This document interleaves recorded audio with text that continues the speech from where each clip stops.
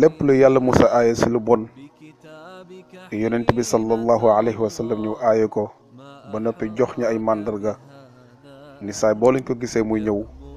ni nga jàpp ni yomul xiyaam moo ñëw ndax yéene nga sa mujjantalu jamono. mbokk yi loolu lépp séntu woon nañ ko tey si bu neen réew bu bokkut ak réew mi ñu nekk di Sénégal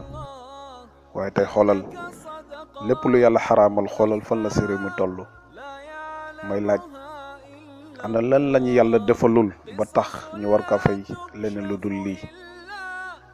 may dellu di leen laajat mbokk yi ndax am na bàkkaar bu gën a rëy, ndax am na bàkkaar bu gën a màgg te gën a yées nit di tuumal boroomam ak di fenloo yonent yàlla Muhammad sallallahu alayhi wa sallam. ndax képp koo xam ne yaa ngi woote nubuwa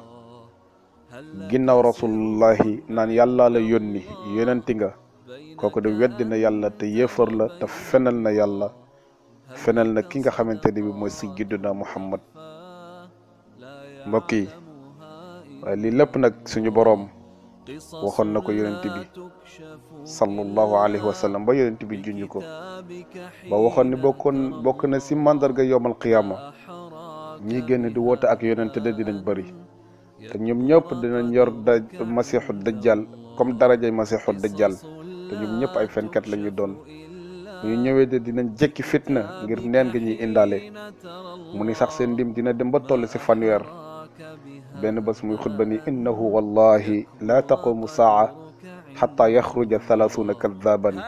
te axiruhum al awaru kadab. giñ naa ko si yàlla yowmal xiyam du taxaw mukk lu may fanweeri nit ñuy fen dinañ génn ni yàlla lañ yónni te kay mujj si ñoom mooy masixu dajjal borom bët bu patt ba. mu taxaw di xutba ba tey ni génn naa ko si yàlla ni yowmal xiyam du taxaw mukk li mooy di nga gis benn kuréel si jullit ñi ñu aju sa yéefar ya di bokkaale ak yàlla dem ba sax bay jàmmu xërëm te njiit ya ku si nekk yazaamu annahu nabiyun yaa ngi foog ni yonenti nga te wa ana xaatimu nabiyina te la nabiyu baadi. mbokk yi suñu borom subhanahu wa taala wax ko yonent bi ba mu waxoon sa xadis bi nga xamante ni bi moom la imaamu Ahmad indi yonent bi ni fi ummati kaddabuuna wa dajjaluuna, samay xeet de dinañ am ñoo xam ne ay fenkat la ñu doon, ay dajjal dinañ sax dem ba toll si 12 di nga sa gis sax ñeenti jigéen. tamul benn yonente buy ñëw sama ginnaaw man Muhammadu rasulullah. mbokk yi yonent bi junjoon ñun ñeenti jigéen ñi waaye ñeenti jigéen ñooñu de dafa mel ni gisagul na ñaar ku mel ni sa jamonoom wala jamonoy saxaaba ya ku tudd Sajjaax bintu Xaaris woote woon na fi ak nubuwa naan yàlla ko yónni bañ a tàkkale boppam ak baatam. suñu réew mii di Sénégal gis nañ fi benn jigéen bu taxaw di woote ni yàlla ko yónni yonente la di am baatu seytaane bu muy wax kàddoom mel ni kàddu seytaane ndax loolu lépp yàlla junjoon na ko. yàlla waxoon na si benn aaya ni wala taakulu mimma lam yadkur ismallahi alayhi wa innahu la fisqun. bu leen lekk mukk lekk goo xam ne bañ koy rendi tudd ñu turu yàlla ndax loolu de boo leen ko defee génn ngeen si ak topp,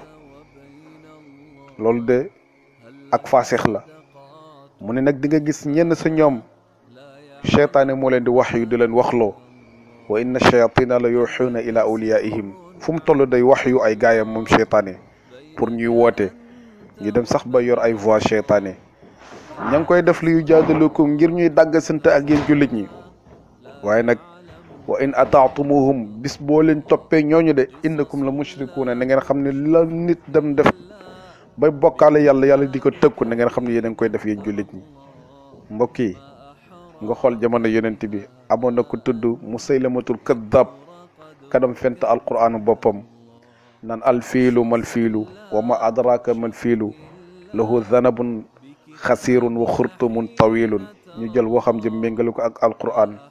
waxam ja doyadi lool suufe lool mu mujj am gàcca ku tudd Wahshi ibnu Harb moo ko mujj rey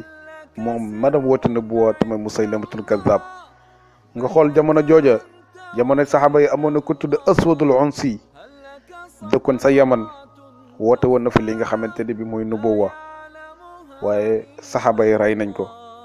am na ku tuddoon Maxtar ibnu Abi Ubaydi Athaqafi woote woon na ko fi. Xaaris ibnu Saïd woote woon na ko fi. ad-Dimashqi woote woon na ko fi moom dama nga feeñoon sa jamono yi Abdul Malik ibnu Marwan moo ko mujj rey. am na ku tuddoon Ishaq al Akhras ak al-Xaariq ibnu Saïd al Kadhab ñoom ñëpp woote woon nañ fi ab nubuwa te yonent bi waxoon na dina toll sa fanweer kay mujjee ñëw si ñoom mooy ki nga xamante ni bi mooy masiixu dajjal kenn rek moo ko si musa woote ñu jàjj ko mu tubaat te mooy Talihata ibnu Xuwaylid al Asadi ndax na mu dégg woon alquran ak na mu yéeme woon ak kémtaan yëm dum gis ak malaayika yi wàcc gindam wàcc si moom mu taxoon mu gis boppam waaye bañ ko jàjjee mu xam ne cheytaan yi ko duggoon rek daal di mujj tóob kon ñi koy def nañu tóob wala sharia tàkkali seen bopp ak seen bat balaa musibaay wàcc suñu kaw. wassalaamu aleykum wa rahmatullahi wa barakatuhu.